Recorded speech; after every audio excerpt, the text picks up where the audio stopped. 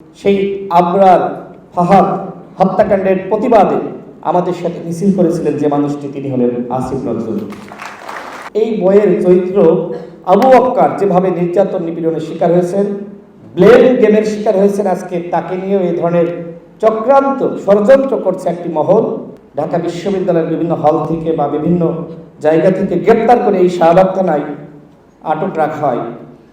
তাদেরকে ছাড়ানোর জন্য যারা এগিয়ে এসেছিলেন তাদের মধ্যে ছিলেন এই আসিফ নজরুল।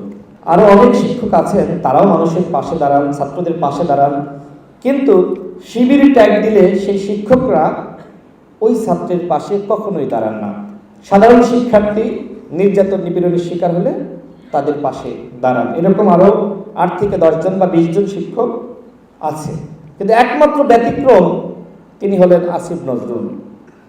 যে কারণে অনেকে তাকে নিয়ে, বিশেষ করে তিনি আইন উপদেষ্টা হওয়ার পরে আমার কাছে মনে হয়েছে যে আজকে আমাদের আসিফ নজরুল প্রকৃতপক্ষে এই বইয়ের চরিত্র আবু বকর যেভাবে নির্যাতন নিপীড়নের শিকার হয়েছেন, ব্লেম গেমের শিকার হয়েছেন, আজকে তাকে নিয়েও এই ধরনের চক্রান্ত ষড়যন্ত্র করছে একটি মহল। আজকে আমরা দেখতে পাচ্ছি যে আমাদের প্রিয় শিক্ষক তিনি আজকে আবু বকরের মতো নিপীড়নের শিকার, নির্যাতনের শিকার, সাইবার বুলিংয়ের শিকার। এখানে আমাদের আপা রয়েছে, আমাদের শিক্ষকের সহধর্মিণী। আপনারা দেখেছেন যে তাকে নিয়ে কিভাবে আমাদের স্যার এবং আমাদের ম্যাম তাকে নিয়ে কিভাবে ফেসবুকে, ইউটিউবে লেখালেখি হচ্ছে।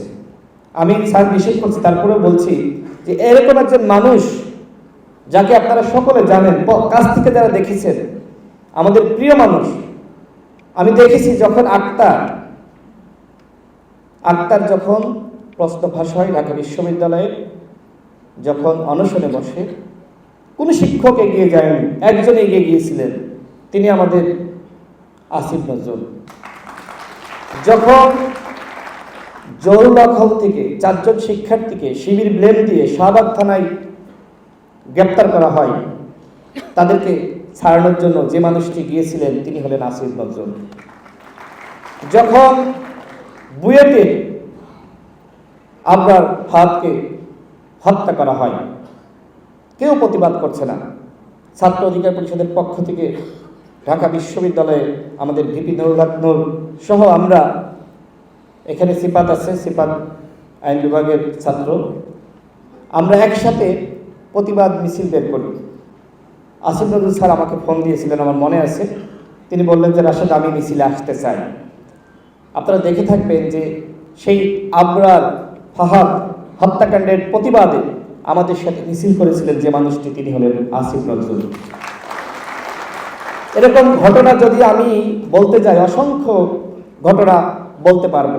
সর্বশেষ এই গণ অভ্যুত্থানে যে কজন ছাত্রকে ঢাকা বিশ্ববিদ্যালয়ের বিভিন্ন হল থেকে বা বিভিন্ন জায়গা থেকে গ্রেপ্তার করে এই শাহবাগ থানায় আটক রাখা হয়, তাদেরকে ছাড়ানোর জন্য যারা এগিয়ে এসেছিলেন তাদের মধ্যে ছিলেন এই আসিফ নজরুল।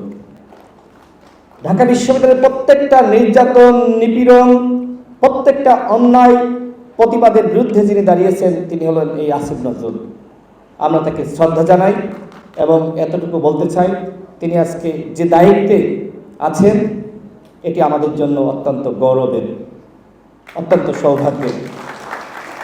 আমি দৃঢ় বিশ্বাস করি এই ঢাকা বিশ্ববিদ্যালয়ে আবু বকরের মতন আর কেউ নিপীড়নের শিকার হবে না, এবং নিপীড়িত হওয়ার পরে আর কেউ খারাপ পথ বেছে নেবে না। এই ঢাকা বিশ্ববিদ্যালয়ের গণরুম, গেস্ট রুম পথ বন্ধ হয়েছে।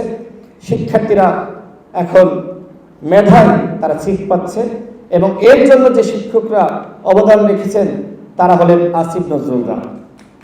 আজকে আমরা এমন বিশ্ববিদ্যালয় পেয়েছি, এই বিশ্ববিদ্যালয় প্রকৃতপক্ষে আমার চাওয়া পাওয়া ছিল। এই বিশ্ববিদ্যালয় আমি চেয়েছিলাম